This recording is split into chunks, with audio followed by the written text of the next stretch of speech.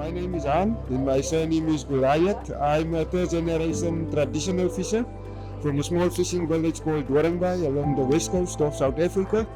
And I'm with Abalobi for the last, ever since it exists.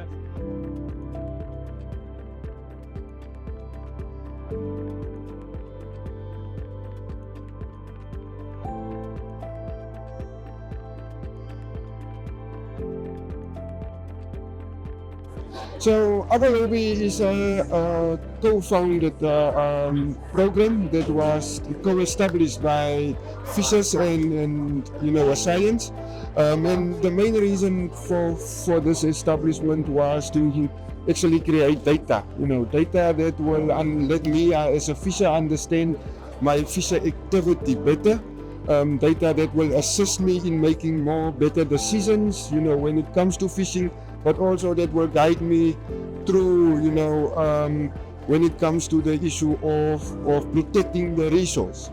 But as the process unfolds, the opportunity has arisen through this data to actually create a market for the fish that we catch, because clearly it was always a dream for us to be to have our own market, to actually stay in possession of the allocation that we receive as fishers, because always that's the challenge, whereby you receive the allocation and then it becomes a paper quota because you don't realize the real value of it.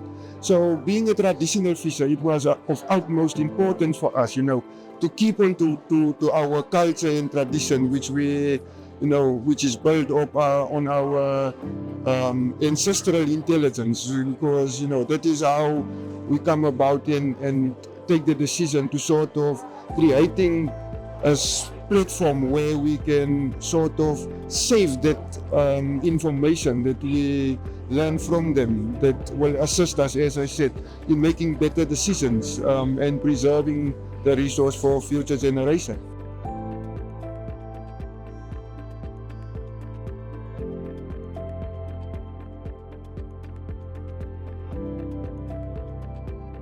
So, we fishing is always our main source of livelihood, right? And therefore, we can't argue fish without thinking about sustainability. Sustainability is key. It's a method that again, it's coming with our ancestral intelligence of learning us, how to fish with a hook and a line, one hook with one line, one fish at a time, right? That's a sustainable method of fishing, only knowing your weather conditions, if certain weather patterns is occurring, knowing which days to fish, which will be a fishing day and which not. The ability to even use landmarks, as GPS positions to find fish. So that all comes with knowledge that one wants to save. And I must say that what Abalobi give us the opportunity to share and that information, but really making sure that we not only protect it, but we also can trace it, right? Because coupled to sustainability is the traceability factor, or it's being in possession or like keeping, hanging on to that abilities that allocation can provide for a community, means that you need to, be able to can occupy the whole value chain. And therefore traceability is almost an important pillar that the program is built on. Because our argument is that if we want to make use of most of the value chain, then we need to identify who are we talking about that wants to participate and needs to participate in the value chain. Is it the fisher and the fisherwoman? Is it the youth? What is it that we want to see benefit, and how is it that we want to make sure that they do benefit? And that's all about, the traceability of our products.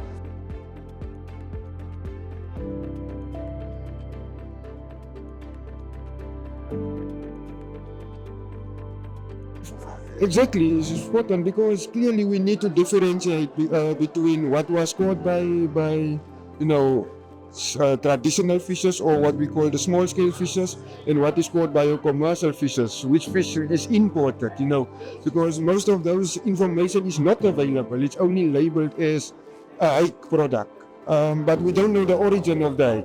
We don't know even if it's like an endangered shark that is filleted and nicely packed into it. So therefore, the traceability part for us carry the identity of us. We carry that weight of restructuring and rebuilding our dignity as traditional fishers. That one of my face is what appear on the shelves of a retail store. It's not the Abalobi face, it's the Abalobi program, but the product belongs to Hahn Goliath, and therefore Hahn Goliath will get that recognition as a small scale fisher, and that in return commit me to sustainable fishing, to take care of my resources, to respect my resource, because as I said, my agi is my livelihood depend on the resource. So I need to use it sustainably, make sure that as much as possible, I can account for my actions towards my dependence on the ocean as a fisher.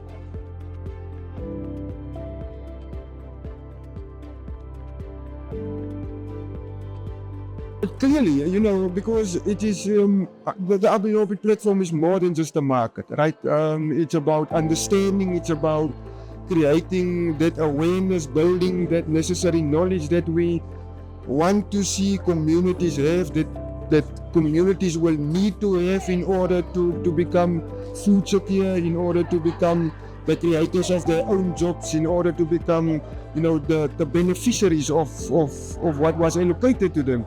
It is critical for like every role player to have that abilities to have access to training, and I think for us that was quite one of the strong pillars that this program was built on, is the transformation of knowledge, of skills, of making sure that all of us is feeling the impact within the program. So there's different ways that we present the training. You can do it in online. We do it via our WhatsApp bot, which is like a cheap, affordable, anytime way of learning, and that fits our fishers, because we need to sometimes still change the mindset of the fishers to get them into a culture of learning, because we were all the years being in a survival mode, and now all of a sudden we need to come down and become getting into another mode. So what we're trying to achieve through our programs, and bear in mind, this is co-developed programs. It is programs that have the input of me as a fisher, that have the vision on the dream of me as a fisher, of my fellow fisher. We put it into one group and come up with this. So clearly it is for fishers, by fishers, to empower the fishers in order to sort of keep that ownership of being a fisher and being able to supply to your household.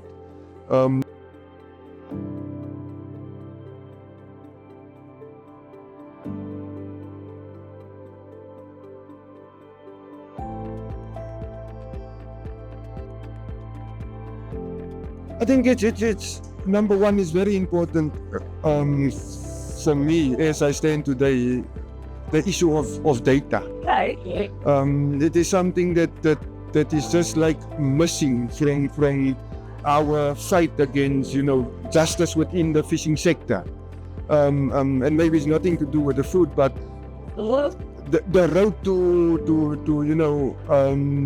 equal the play field for all players.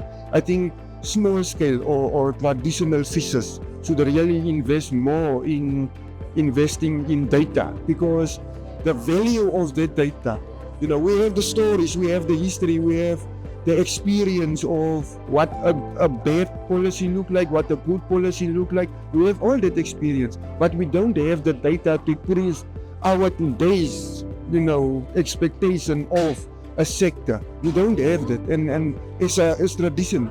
And in order to protect that tradition and to make sure that the culture of fishing will keep on living for much more generations, I think that data become critical so that we have something.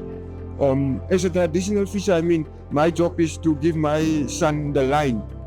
I'm not allowed in my culture to give him a fish, because then I'm also responsible for, making sure that the culture is dying. So clearly, making sure that he will be able to have food to provide to his family. We need this data so that even their generation can be more informed, can be more empowered to deal with what they will need in their time. So if that will be my message, is please guys start with gathering data and use that data in order to make sure that it's of your own benefit.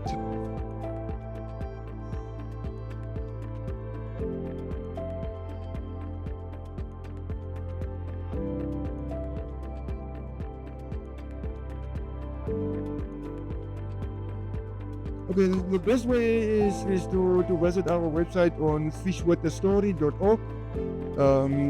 And I think, so there you will get all of our information. There's QR codes that you can scan, and through that we will arrive at a lot of our information, into the impact that it have on communities, on fishers, on women. You will also see the type of training that we produce, whether you are interested to become more aware of traditional or small scale fishing and so on. So